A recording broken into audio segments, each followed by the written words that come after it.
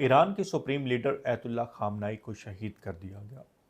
कहानी सिर्फ इतनी सी है कि मुखबर की रसाई अयतुल्ला खामनाई तक थी। उसने अमेरिका और इसराइल के लिए मुखबरी तो की ही, लेकिन हमले के वक्त वो वहीं पर मौजूद था और बच निकला।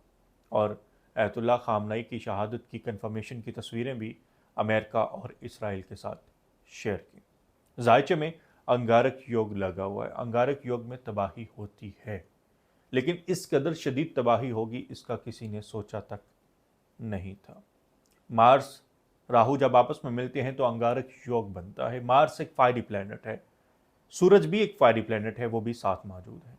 राहु भी एक फायरी प्लैनेट है। अतारुद जिस सियारे के साथ बैठता है उस जैसा रूप धार लेता है और इस वक्त अतारुद रेट्रोग्रेशन की हालत में मौजूद है।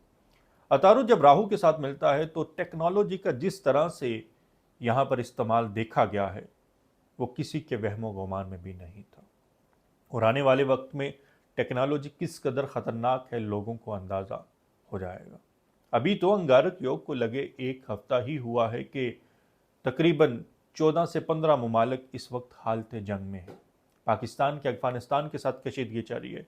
ईरान ने Dubai, Abu Dhabi, Riyadh, Qatar, Doha, कई और ममालिक अमेरिका, इसराइल के साथ जंग छेड़ ली है और इस जंग के जो अंजाम है वो बहुत ख़तरनाक रहने वाला है।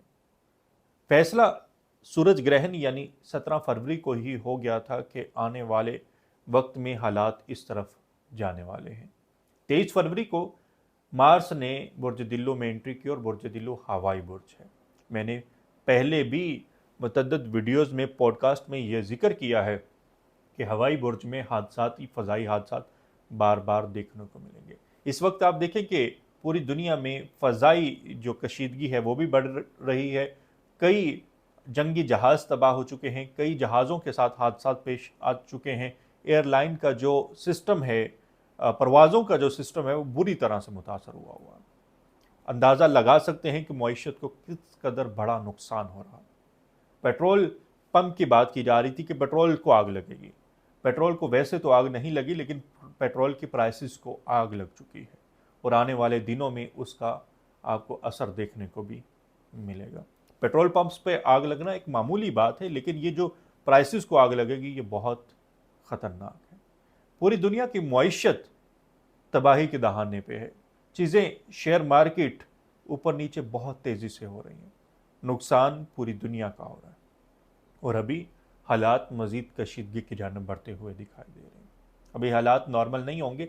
15 तारीख को सूरज बुर्ज दिल्लू से निकलकर बुर्ज हूत यानी पाइसिस में जाएगा और सामने सैटर्न मौजूद है। सैटर्न आम आवाम है, सूरज को बादशाह या आला ऑफिसर्स या हुक्मरानों के साथ मंसूब किया जाता है। अवाम और हुक्मरानों या हुकूमतों के दरमियान आने वाले दिनों में कशीदगी देखी जाएगी। ये कशीदगी सिर्फ पाकिस्तान, ईरान, दुबई या दुनिया के चंद ममालिक में नहीं होगी, बल्कि इसराइल और अमेरिका में भी आपको एहतजाज और जलूस देखने को मिलेंगे। आने वाले वक्त में बहुत कुछ नेगेटिव होने वाला है जिसके बारे में प्रेडिक्ट भी करना नामुनासिब है या ज़ुबान खोलना भी ठीक नहीं है। दूसरी तरफ अतारुद की रेट्रोग्रेशन में पाकिस्तान के मेन स्ट्रीम मीडिया के कई चैनल्स को हैक कर लिया जाता है और वहाँ पर नामुनासिब अल्फाज या इश्तिहारात चलाए जाते हैं और बदले में बाद में पाकिस्तान, इसराइल और इंडिया के कई चैनल्स को हैक करता है और वहाँ पर अपनी कार्रवाइयाँ सर अंजाम देता है। इस चीज़ के बारे में भी मैंने पहले प्रेडिक्ट कर दिया था कि आने वाले टाइम में साइबर अटैक्स होने वाले हैं। अयतुल्ला खामनई की शहादत भी कहीं ना कहीं साइबर अटैक के ज़ुमरे में ही आती है।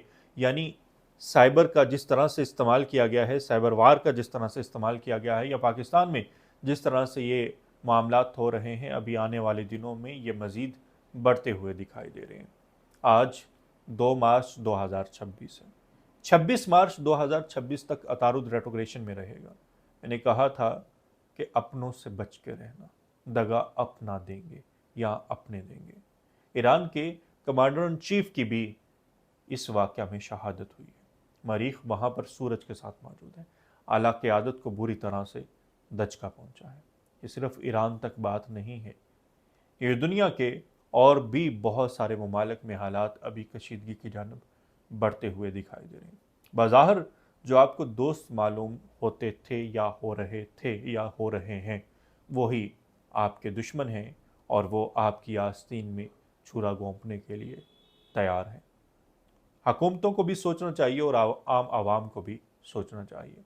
मौजूदा टाइम पे आपने कल से देखा होगा कि पाकिस्तान के मुख्तलिफ शहरों में अयतुल्ला खामनई की शहादत के बाद एहतजाज किए जा रहे हैं। तमाम बड़े शहरों में हुकूमत के लिए दर्द सर बना हुआ है। और ईरान की बात करें तो वहाँ पर तो इंटरनेट को ब्लैकआउट कर दिया गया। अभी इलेक्ट्रिसिटी का भी ब्लैकआउट होना बाकी है। अल्लाह ताला सबको अपने हिफ्ज़ ईमान में रखे, आसानियाँ पैदा करे। लेकिन जो आने वाला वक्त है वो बहुत ज़्यादा कशीदगी की जाना पड़ने वाला है। ख़ास तौर पे अगले चंद दिनों में ईरान इसराइल के ऊपर किसी बड़े हमले की तैयारी कर सकता है या कर रहा है और वो हमला कर देगा। उसकी वजह से इसराइल को जो नुकसान होने वाला है उसने सोचा तक नहीं होगा।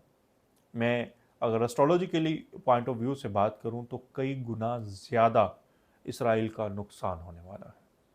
अमेरिका का भी नुकसान होगा। मईशत बुरी तरह से इन ममालिक की तबाह होने वाली है या डिस्टर्ब होने वाली है। उसके असरात पूरी दुनिया पर रहने वाले हैं। इस वीडियो को आपने शेयर लाजमी करना है। अभी के लिए इतना ही। आपका बहुत शुक्रिया।